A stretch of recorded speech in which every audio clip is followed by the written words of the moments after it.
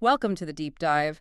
Today, we're unlocking the power of just one tiny prefix, bio, our Hmm. mission, to trace it all the way from, ancient Greek ideas right up to the buzzwords you see on, like, social media today. Yeah, and it's incredibly useful for learners. Honestly, seeing BIO, those three letters, it almost Yeah. always gives you that immediate context. What context is that exactly? Well, that we're talking about life or, living things. It's a massive shortcut. Okay, let's dig in. Where does it start? The source material points to ancient Greek, right? Right. Word bios. Exactly. Bios, meaning life, or sometimes more like one's course of living, and that itself goes way back Way back how?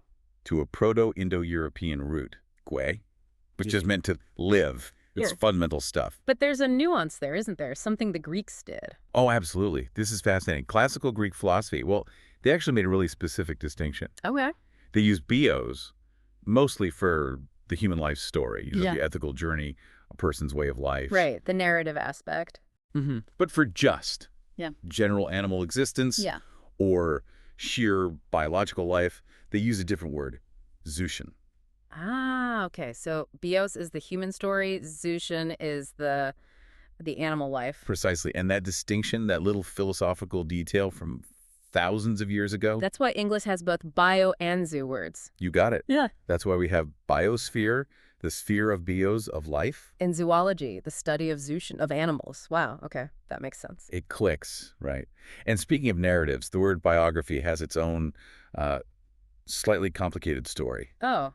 I'd assume the Greeks invented biography. They wrote histories. They wrote histories, sure, but the specific idea of life writing, using the term biographia, that actually came later, medieval Greek. Really, so it wasn't a classical thing. Not the term itself, no. And it took even longer to properly land in English. Biography shows up around 1680. But it wasn't quite defined as we know it. Not explicitly, not until 1791. That's when dictionaries really pinned it down as the written history of someone's life.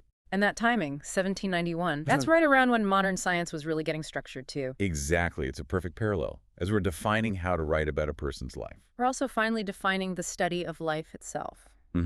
Biology, literally study of life. It was actually coined by German naturalists, 1802 biology. 1802, that feels surprisingly late. Doesn't it? We had names for constellations ages before we formally named the study of, well, us and everything else alive. And then it caught on in English. Yep. By 1819, biology was in English dictionaries. Locked in. And once you have biology, the floodgates open for related terms, I guess. Pretty much. The 19th century saw a boom. You get biogenesis in 1870. Which is the idea that life only comes from existing life, right? No spontaneous generation. Correct. And then biosphere. That was coined by a geologist, Edward Suess, in 1875. The whole zone of life on Earth. So we go from defining the entire planet's life zone? To needing just, 160 characters for our own little life summary? Huh. You mean the bio on social media? Exactly. That informal abbreviation, bio, for a short profile, that's surprisingly recent. Only dates back to about 1954. Wow. From the biosphere to the Twitter bio, that's quite a journey. It really is. What about films? We hear biopic all the time. Ah, biopic, short for biographical picture. Coined, 1946. And there's something funny about how we say it. Yeah, the pronunciation. And originally, it seems it was B-Y-O-pic. Makes sense, right? Bio plus pic. Sure. But often today you hear bioec, which is probably, well, folk etymology, people just guessing how bio and picture combined, maybe influenced by other opic words. Interesting. So bio tracks, stories, films, profiles. But today it feels like it signals something more technological. It definitely does. It's moved heavily into science and tech. Think about critical modern terms. Right. Biometrics. Right. Identifying people by like fingerprints or iris scans, biological traits. Or biosecurity, Yeah. protecting against biological threats, diseases, that kind of thing. And biohacking. That one sounds a bit sci-fi. Sort of. It's like DIY biology. Mhm. People trying to optimize their own bodies using biological techniques.